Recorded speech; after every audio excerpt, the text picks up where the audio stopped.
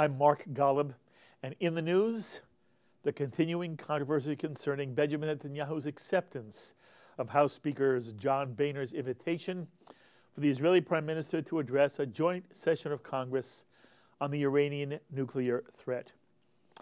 And it's very interesting. The focus of the controversy has shifted from Speaker Boehner and whether his invitation to Mr. Netanyahu has a politically partisan bent to it and was meant to stick it to the president and undermine the administration's attempt to reach a diplomatic compromise with Iran.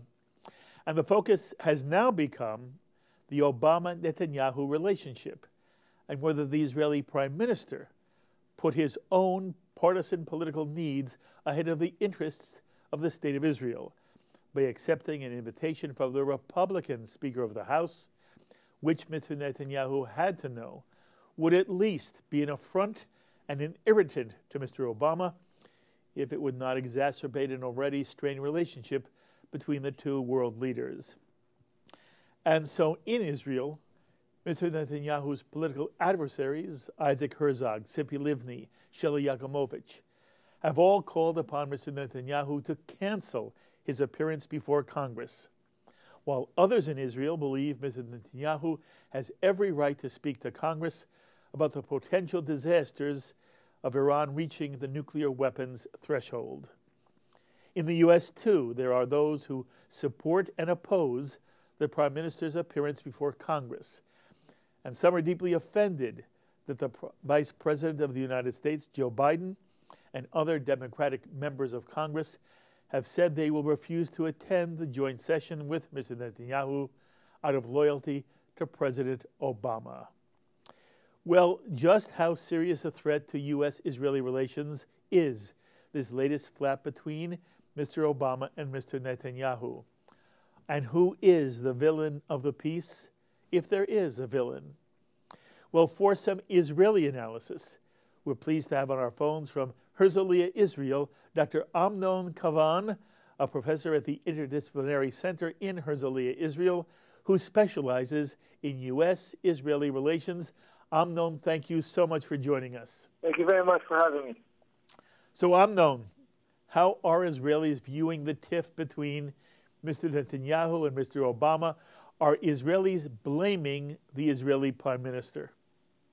Look, we're now doing a survey in Israel about the Israeli elections. And one of the questions we asked in the last 2 weeks was, who do you blame more about the uneasiness of the U.S.-Israel relations, at least at the rhetoric level? What we saw is that more Israelis today blame Netanyahu than Obama. Interesting. If that's an indication to what you're asking, this is actually showing that more Israelis today think that Netanyahu is more to blame on the uneasiness of the relationship, or the unhealthy relationship between Israel and the United States right now. It's interesting. Amnon, very often we have heard from Israelis that the Israeli people as a whole are very disenchanted with Mr. Obama and feel that he has not been as good a friend to Israel as other presidents have been. So it's very interesting to me to hear you now say that in this issue, Mr. Netanyahu is taking the brunt of the criticism instead of Mr. Obama. How do you read that? What do you think is behind the public condemnation here of Netanyahu instead of Obama? I think this issue has become something that is very similar to what is going on in the United States. Right now, it has been going on for a while, but I think it has been strengthened in the last few months, and definitely the last few days or recent time about with the visit, the possible visit of Netanyahu to Congress, that this issue has become a political issue. That Israel has become one of the issues that are currently dividing the Republicans and the Democrats. We see that very strongly with the invitation by John Boehner, and compared to the recent announcement of Democrats in Congress saying that they're not going to be part of this of this event. Now, I know you wanted me to talk about Israel. I'm just saying that something very similar is also happening in Israel. In Israel, this has become a politicized issue as well. This whole issue of who is actually the right person to continue the important relationship with the United States, this is one of the questions that people ask themselves for the upcoming election. This is something that Yitzhak Herzog is trying to present himself as a person who can actually fix those problems. And one of the things that he's trying to show is that a lot of the blame for the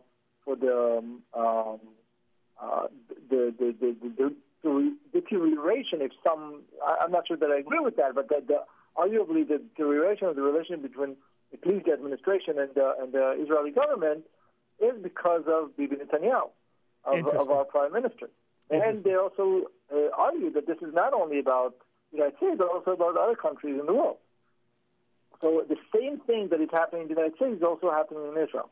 What we're seeing is that it is true that some Israelis think that that the Obama administration is not as friendly as it could be with Israel. I disagree. I think that if you examine policies, if you examine the last 6 years of the Obama administration, we see that the connection between the two countries has been strong, probably as ever. Maybe the rhetoric was not very good, but the relationship was strong as ever. We see that during the war. We saw that in the recent UN decisions. We're seeing the important support from the United States.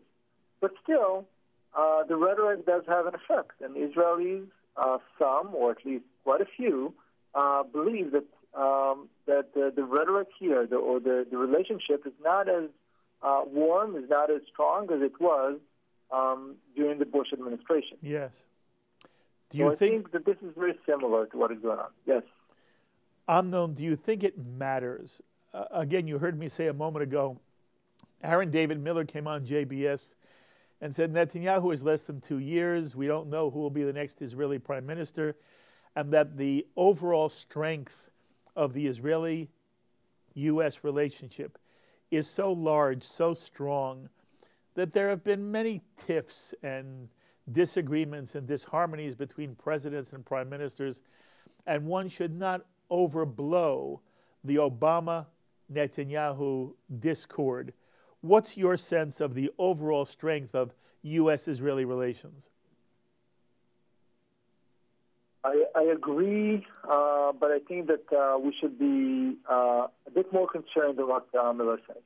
I agree that the strength of the relationship between the United States and Israel is by far stronger than what we see here, the disagreements or the inability of those two leaders to have a healthy relationship. And I think this is something that definitely affects the relationship between the two countries. Yes. However, I think that we should not underestimate the changes that are happening in the United States with regards to Israel. And we see that on many levels. I'll start from the first, and that's public opinion. And something that started not with Obama, it started with during the Bush administration. We're seeing an increasingly growing gap between Republicans and Democrats in their support for Israel. Yes. And this has been something that is not new. This is something that has been throughout since 2000 until today. We see a growing gap that is about 30 to 40% gap between Republicans and Democrats in their support for Israel. This is huge. And this is something that is immediately connected to what is going on now with the Republicans and Democrats in Congress. That we are seeing that one party has a different view of Israel than the other party. I think this is something that we should be more concerned about. The idea that that Israel is becoming a partisan issue rather than a bipartisan issue is an important point to consider. That's one thing. The other thing, the second thing, which I think is probably even more important than that, is that we are seeing demographic changes in the United States, which affect a lot of things in U.S. politics. But one of them is also in the support for Israel. We see younger generations in the United States who show less support for Israel than older generations. As the older generations will exit the population, we'll end up with more Americans who are going to become more active. They're going to vote more. They're going to be more influential in politics. To see the United States, the connection between the United States and Israel in a different way. Mm-hmm. And that will have an effect on U.S.-Israel relations. Very interesting. Very interesting. But I think those two, the partisanship and the changing demographics, will have an effect. I understand. I do want to say to you that although there is definitely a difference in style and rhetoric between the Democratic Party's stance on Israel and the Republican stance on Israel, in Congress itself, there has not been a hint of the diminution of bipartisan support for the State of Israel anytime an issue is raised in Congress. I recognize, again, that there is a difference of tone, and it does bother me.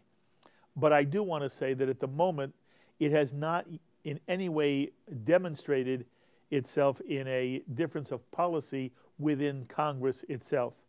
And I want to ask you to comment on one more aspect of Mr. Netanyahu. In America, Amnon, it looks to us... But just a second. I do want... Can I say something about what you said just now? And I think it's important. I agree with you about the policy, but I think that we should be more cautious with what you said right now. And I'm referring to a study that we did here at the IDC in Herzliya. And we did a study in which we examined not only how members of Congress vote, but what kind of bills do they, and resolutions, do they introduce in the House and in the Senate about Israel. Is there any difference in the way, in the topics that they raise, and in the amount of bills and resolutions that they raise in Congress? And what we show, and this is an article that was just published in the Israel Studies, is that there is a growing gap between Republicans and Democrats, not in their level of support, and I agree with you on that. The level of support remains the same, but the issues that they're concerned about are different. That's one thing. And the other thing is that they tend to not work together on those issues. And that is a very important change that characterizes right now Congress on many issues, that they're not working together on many issues. But the fact that they're not bipartisan in their support for Israel, even in the bills that they introduce, this is something that should be of concern to people who think that U.S.'s relations is important. Okay. Amnon, give me an example of how the issues that drive Democratic concern and Republican concern related to Israel are now different. Look, every bill that will come to a vote in the U.S. Congress that is concerned about Israel will be probably unanimously supported. Correct. Republicans and Democrats. I agree with you on that. That's fine. Now the question is, members of Congress try to show their support for Israel on many issues, and support, by the way, in their legislative activity. And one of the things that they do is they propose resolutions and bills on different issues. Most of them never get to a vote, never get to a hearing, never go to any discussion, debate whatsoever. But it is a declaration of support.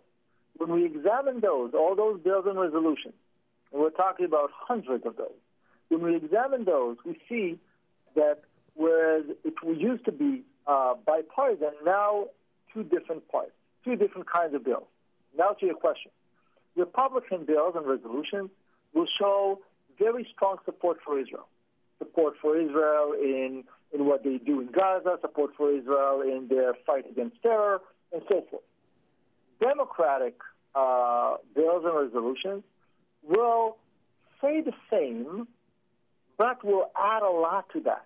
It will add things like we should push Israel to get an agreement, to sit to the table and get an agreement, a peace agreement.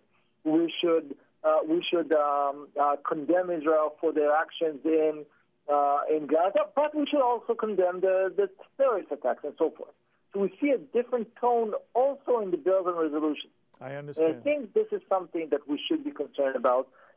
Although I agree with you that on policy, it's bipartisan. Okay, but I agree with you. It's a very interesting, subtle point that, yes, American Jews should also be very, very cognizant of. Amnon, it is a pleasure to speak with you. I appreciate your giving us some time, and we will call you often to get your insight. But in the meantime, I wish you kol tuv v'hatzlacha. We'll talk soon. Thank you very much. Thank you very much. The thoughts of Amnon Cavari, a professor at the Interdisciplinary Center in Herzliya, Israel, again, who specializes in U.S.-Israeli relations. We're now pleased to have on our phones from Jerusalem another keen observer of U.S.-Israeli relations, the diplomatic correspondent for the Times of Israel, Raphael Ahren. Rafi, thank you so much for joining us. Thank you for having me. Good afternoon. Good afternoon. So, Rafi, my question is, we just heard Amnon Cavari tell us that he thinks many Israelis are very critical now of Prime Minister Netanyahu and hold him responsible for the current flap between Netanyahu, the President of the United States, between President Obama and Prime Minister Netanyahu. What's your sense? What are Israelis thinking and feeling, and who's the villain in the piece as far as Israelis are concerned? I didn't have the chance to listen to him, and I don't know if he mentioned a poll that was conducted. Yes, he did. And published today that says that about 50% more, more or less, of the Israeli public want Netanyahu not to go to Congress, clearly because they fear for the relations between the White House and between Jerusalem, which everybody knows in Israel are important. However, it needs to be said that the Israeli public is very skeptical of the president, and that's in contrast to all previous American presidents in the last decades, and therefore they kind of like the fact that he stands up even to a world power when it comes to defending their own interests. It depends how far, though, he's going to go, because as the damage becomes bigger and bigger, meaning as the price Israel has to pay for the prime minister standing up to the president becomes unbearably high for the Israeli public, then it might start shifting. And the Israeli public might feel it's important that you stand up on Iran because Iran is important to us, but what's even more important to us is that we have good relations with the U.S. And yes. If you start actually, causing serious damage to that relationship, then, the tide's going to turn against us. Do you think in general now Israelis would like Mr. Netanyahu to cancel his scheduled appearance before Congress? I think, about half the Israelis would like him to cancel, and then there are people who would think of creative alternatives. He can still go to Washington and give a speech at the AIPAC conference there, and then meet with the heads of the House and the foreign affairs committees there, and have his point made clear in private meetings. And maybe then the White House would be kind enough to also grant him a meeting, perhaps with the vice president. That's one solution that was proposed by an Israeli academic last week in a conversation with me. He can also take his prime ministerial opponent with him, meaning Isaac Herzog of the left-wing Zionist Union, and by that remove the sense of politicking from that speech. Mm-hmm. That is an idea that also Times of Israel editor David Horowitz published today. That that way he can present a united front and make clear to the American public and the American political leadership that Israel is united in opposing a weak Iran agreement. On the other hand, Netanyahu's speech is not meant to give him a political advantage. Do you believe Mr. Netanyahu accepted the invitation to enhance his political standing in Israel right before Israeli elections? I don't want to speculate on the Prime Minister's motives. I think what I can clearly say is that the Prime Minister strongly believes in the power of words, especially the power of his own words. He's convinced that him giving a good, polished speech in front of Congress might turn, the hands of history and actually might avert a deal that he thinks is catastrophic for Israel and for the entire world. In fact, whether he thought that it would give him political edge, again, I don't want to speculate. On the other hand, it never hurt a candidate to get standing ovations for minutes by American lawmakers, and I'm sure that he relished the idea, of having this photo up 2 weeks before the election. Mm-hmm. We were told the idea was floated first by Ron Dermer as a political help to Mr. Netanyahu. Has that been reported in Israel? That has been reported, and I'm sure you've read the interview then that Ambassador Dermer gave to The Atlantic. Of course, he draws a different picture. Again, I don't want to speculate on motives that people had. It's clear that Ambassador Dermer was instrumental in making this invitation come about, and certainly something went awry there. The way that it was done, the technicalities of that invitation, how it was extended, how it was accepted, and how the White House was not informed in due time, that is certainly a malfunction somewhere in the Israeli diplomatic apparatus, and questions need to be asked, and perhaps consequences need to be drawn. Mm-hmm. Rafa, you look all the time. You study the U.S.-Israeli relationship.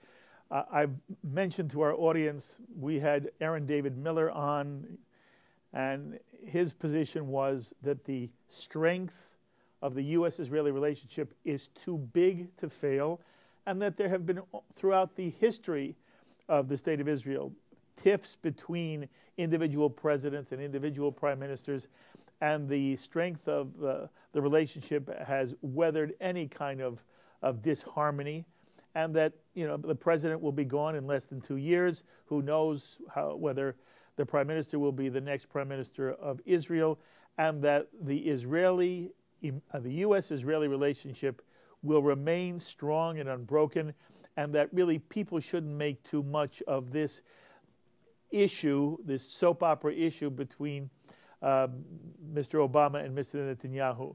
As an Israeli, Rafi, how do you respond to Aaron David Miller's analysis? I think, I don't know if the term soap opera came from him or if you're No, that's mine. him. That's mine. It's clearly more than a soap opera. This is, the relationship at the top is crucially important. And if there is bad blood between the leader of our two countries, that's a problem, and it's a serious problem, and it's going to, trickle down to all the other levels of cooperation. Having said that, I do believe that despite this being a serious crisis, and perhaps unprecedented in its in the bitter tone in which is being fought, I remember this verse that I cannot quote here on the air, but you all know what I'm referring to. Despite this being a crisis of unprecedented, perhaps, measure, I think the bilateral relationship will survive that spat, and it will remain strong. Will it take a hit? Undoubtedly. And as I said before, the relationship on the top informs all the lower levels of cooperation, in my opinion. So, we should not take this lightly. And, in 2 years, 2 years is a long time in politics, and the president is important, and he's going to probably tackle some issues that are important to Israel and the region, and therefore I want to warn of taking this lightly. Okay, I understand what you say. By the way, I think symbolism can be very important on an international level and in terms of the way the politics of the world operate. At the same time, I am very much persuaded, Rafi, by those who keep saying, if you look at policy, there has been and remains unparalleled bipartisan support of Israel in Congress. And if one looks at policy, the way the Obama administration has treated the State of Israel has been one of the best administrations in terms of defense, in terms of intelligence, and that while the tone between the two world leaders is very, very just upsetting on so many levels, the kind of concern you express there's no evidence for it, and I'm wondering what you have seen that makes you worry that in terms of policy there is the least bit of deterioration between U.S. and Israel in terms of cooperative policies. What do you see that troubles you, Rafi? First of all, let me say that I tend to agree with you that the current Obama administration has been good to Israel, and that the level of cooperation in so many fields has been outstanding and is continuing to be great. But then you see here and there issues that give rise to concern, and of course, chiefly among them is Iran. Uh-huh. I'm not sure if you had the opportunity to read Mike Doran's piece the other day. It was a long article in Mosaic magazine, but you could make the argument that the Obama administration's policy vis-a-vis Iran is detrimental to Israel's national security. Of course, you can argue about this until tomorrow, but it's certainly something to take into consideration. Secondly, during the war, many Israelis, during the last Gaza war, of the summer of 2014, many Israelis felt that the Americans were a bit hesitant in their support for Israel, and the Secretary of State made certain statements regarding, a hell of a pinpoint operation, implicitly criticizing Israel for using extensive force. That was not appreciated here. Excuse me. There were the issue with the Hellfire missiles that were temporarily withheld and then were afterwards delivered. All these little issues give us reason for concern. Okay. By the way, if the election in Israel were to be held tomorrow, what do you imagine the results would be in terms of Netanyahu and Herzog? Well, I would like to refer you to the Times of Israel poll, which was actually published just a few hours ago, and it's the most accurate publicly available poll because our pollster, Steve Miller, asked more people than most Israeli pollsters, and he made sure that he actually only includes those who are likely to vote, while most of the polls that are being quoted in the Israeli media just ask everybody and put in everybody's opinion there. And according to the Times of Israel poll, the Zionist camp or the Zionist Union of Herzog actually has a 4-mandate lead over the Likud party. But, despite that comfortable lead, it would be difficult for him to assemble a working coalition. Yes. So it's at this point, I wouldn't even say difficult. It's impossible to accurately predict how it would look like. If elections were today, you would probably have a very tight race between Likud and the Zionist camp. But because of the right-wing parties and because of the centrist parties such as Kachlon and Lapid and to some extent Yisrael Beitenu of Avigdor Lieberman, it would seem that Netanyahu will get a 4th term as Prime Minister of Israel. It must be a fun time for a diplomatic and political journalist in Israel. Am I right? Fun and yeah, of course it's fun. I love the job. That's why I do it. It's a lot of work, as you can imagine. In Israel, it never stops. I'm sure that the diplomatic correspondent of Canada has more free time than I do. But on the other hand, there's nothing like living in the Jewish state for a Jew. Rafi, it's wonderful for you to give us so much time. I will call you often and pick your brains. I wish you kol tuva hatzlacha, and again, we'll speak again very soon. Thank you very much. I'm looking forward to it. Thank you. The thoughts of Raphael Ahren, the diplomatic correspondent for the Times of Israel. 2 interesting takes on the Netanyahu-Obama flap. And of course, I hope it gives you some insight into how Israelis are feeling. They are not monolithic.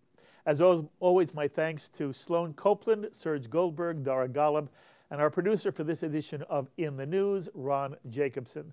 Until the next time, I'm Mark Golub. Be well, my friends.